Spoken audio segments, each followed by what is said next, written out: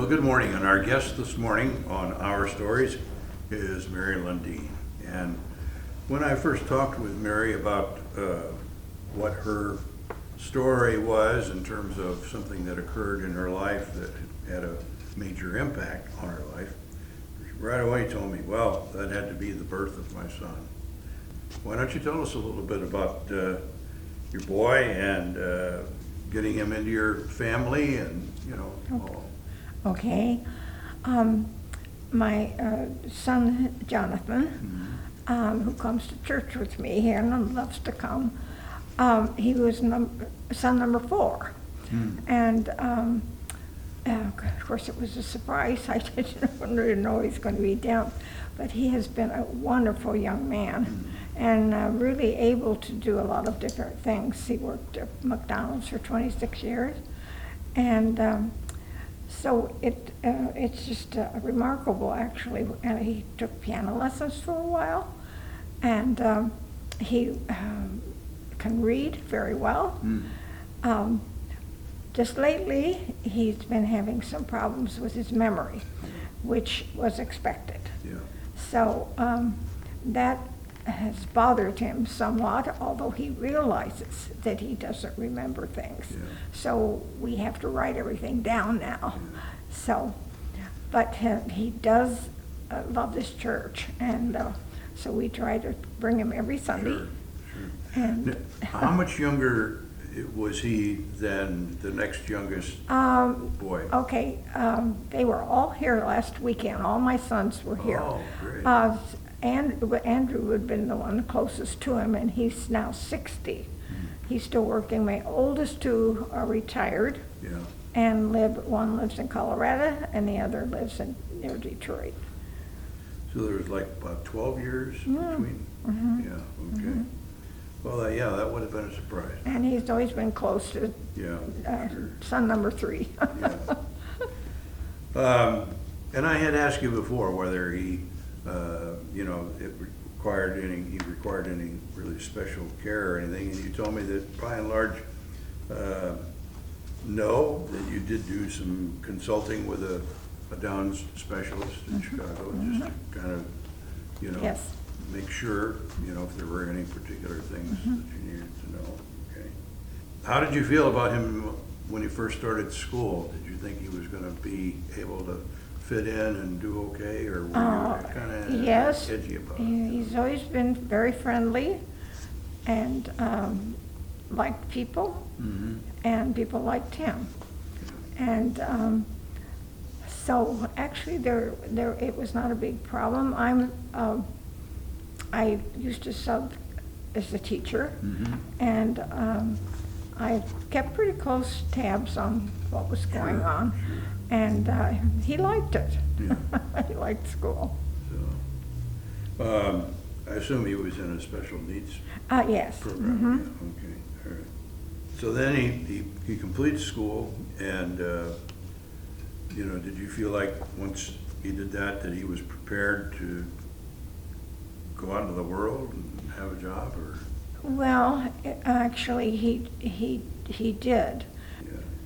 And you said he worked at McDonald's? Yes. Okay, 26 years. sure. Has he had other jobs too? Well, what he does now, he goes out to a place called Step Forward, and he does things during the day for lunch. He helps scrub up the tables and stuff, and they kind of trade what they do out there. There's quite a few others out there too.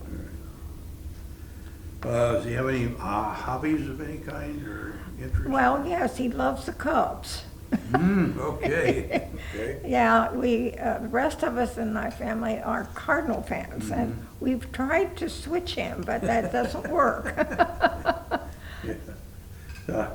Any idea how he gravitated to the Cubs? Because he could watch them on TV. Yeah, okay. What do you feel like have been for you the biggest rewards in watching Jonathan's, growth, development, and involvement in life over the years? Well, it's been, I would say, very rewarding. As I say, I really didn't have any big problems with him. Yeah.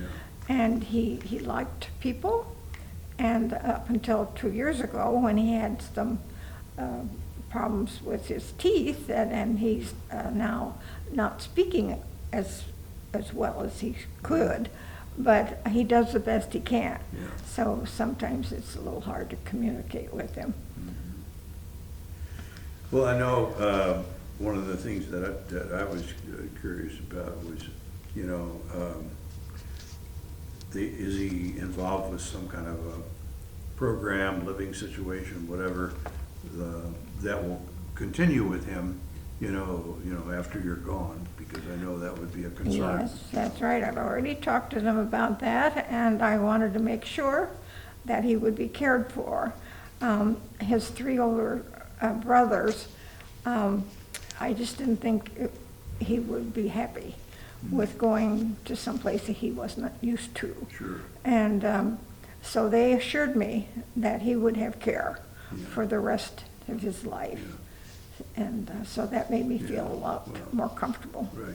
But also, you'll be in a situation where he'll have some independence of, you know, in terms of getting around and making choices, going to things and so forth. So, yeah, that's right. you know, it won't be dependent on whether somebody is agreeable about taking them somewhere. Well, he lives in a group home in Mount Zion. He has his own room, and the only thing he doesn't do is to get enough sleep. And so sometimes he goes to sleep in church, and I have to poke him. And then my husband over on this side, he looks like he's bugging off. I punch him. So, But I love this church myself. I transferred over several years ago at the behest of Betty Zeman, who was a good friend of mine, and she recently passed away. yeah. And she was so much fun. She said, "Why don't you try my church?" Yeah. So I did, and I've been. I love it here. Yeah. And thanks so much for sharing your story today. It Well, was that's all nice right, to and hear, thank you. Good to hear about